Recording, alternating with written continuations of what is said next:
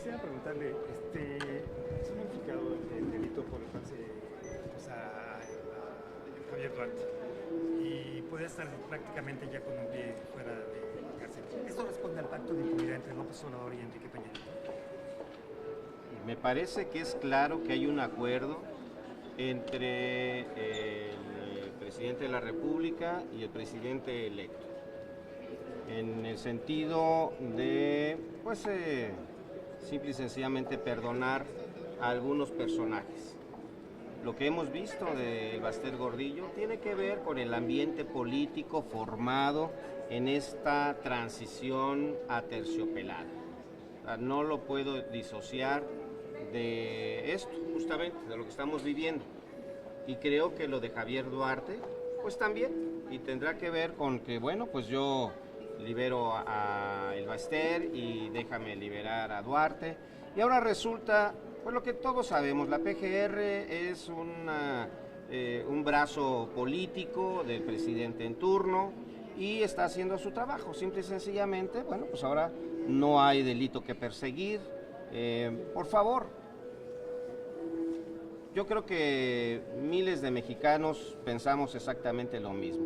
No puede ser que la mamá del Baster le haya heredado una fortuna cuantiosa, una maestra rural que le dio su sueldito para comprar obras, pues, de famosos pintores, ¿no? Y dejarle una herencia multimillonaria a su hija. Por favor, vamos, eso nos quieren ver la cara de tontos. Pues no, no somos tontos, ¿no? Es obvio que era la detención del Baster, pues un cobro de facturas políticos, ¿no? Pero bueno, pues ya se terminó el sexenio y no se persiguió de ninguna manera el delito que sí existe y debe existir de enriquecimiento ilícito, de haber hecho uso de recursos que no eran de ella. O sea, sí había un delito, pero no se persiguió, entonces está libre. Y ahora resulta que Duarte, pues también, ahora resulta que son blancas palomas, son lo más probo que hay en la sociedad mexicana, y la verdad es que desde afuera creo que nos están viendo pues muy mal. Perdón y olvido entonces de este sexenio. Bueno, pues dice Andrés Manuel que se debe perdonar, pero no olvidar. ¿De qué nos sirve el recuerdo si no hay justicia, ¿no? ¿De qué nos sirve que nos estemos acordando que hay corruptos en México si no hay una aplicación de la justicia?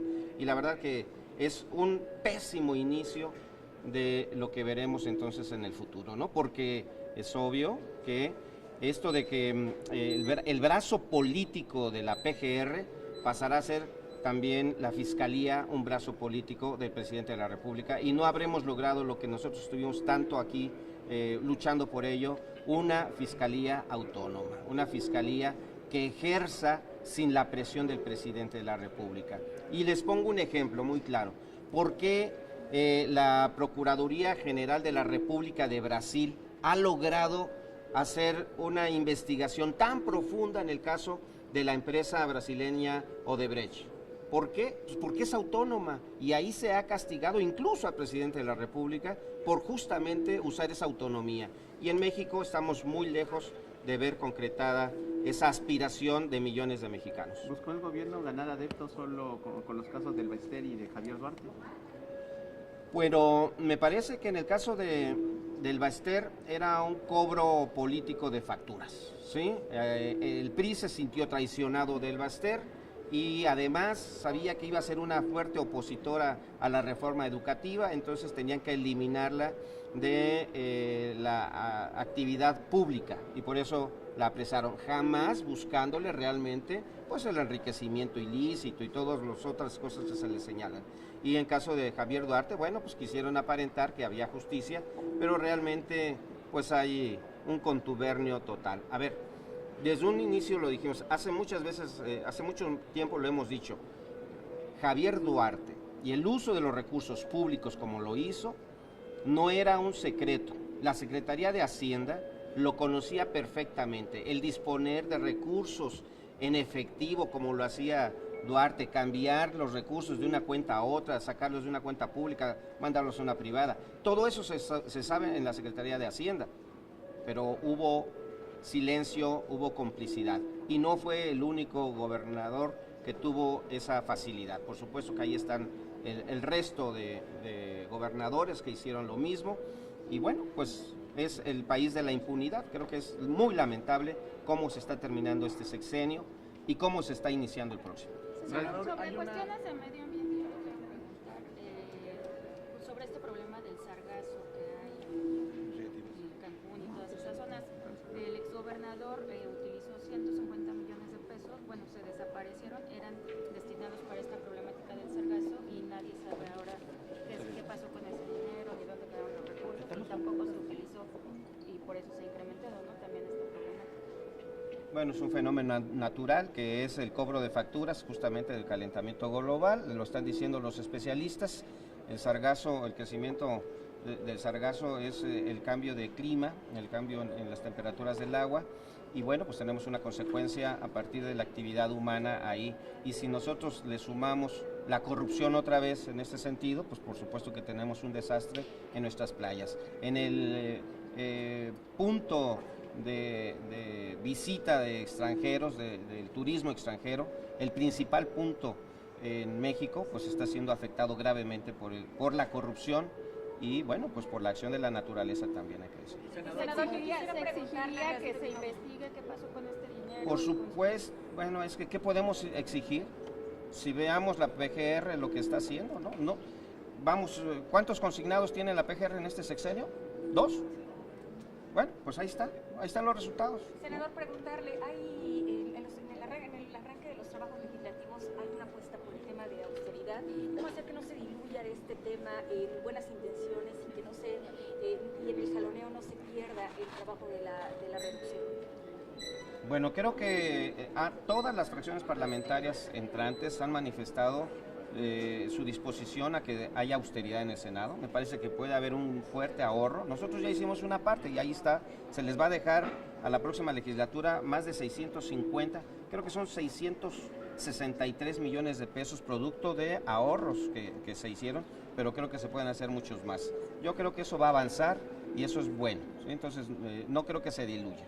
Y hay propuestas como la que está haciendo Juan Cepeda, que sea mucho mayor el ahorro y entonces que se baje más todavía la dieta para los senadores. ¿Cuál es el balance que hacen precisamente como legislatura saliente justo al gasto que se ha hecho aparte de este ahorro, pero en los años anteriores pues hubo también bastantes señalamientos de que los órganos legislativos estaban gastando demasiado? A ver, miren, lo que se nos da, nosotros tenemos una dieta ya neta de 117 millones de pesos. Pero sí se nos da para representación, para trabajos legislativos, se le dice 200,000 pesos, ¿sí? Que algunas se lo gastan en tinte para el pelo, ¿no? Otros nos lo gastamos en pagar asesores, en reuniones, en diversas acciones, todas relacionadas con el trabajo parlamentario, ¿verdad?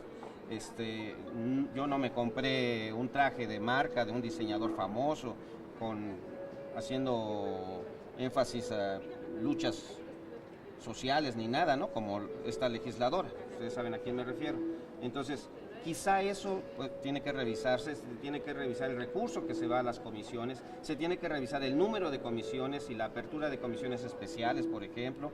Sí, entonces, sí, creo que hay un espacio muy, muy grande donde hacer ahorros, me parece que ahí está. Nosotros hicimos una parte, creo que pueden hacer una parte mucho más sustancial quienes vienen. Oiga, senador, hablando también de austeridad, mucho se habla de austeridad, pero por ejemplo en la locureza del aeropuerto hacer una consulta, ¿cuánto va a costar esa consulta? ¿Cuánto se va a gastar en esa consulta hablando de austeridad? Miren, la verdad es que esa consulta no tiene sentido, no tiene sentido. A ver, están hablando de que faltan cerca de 78,000 millones de pesos para concluir las obras del aeropuerto, una tercera parte se supone, ¿sí?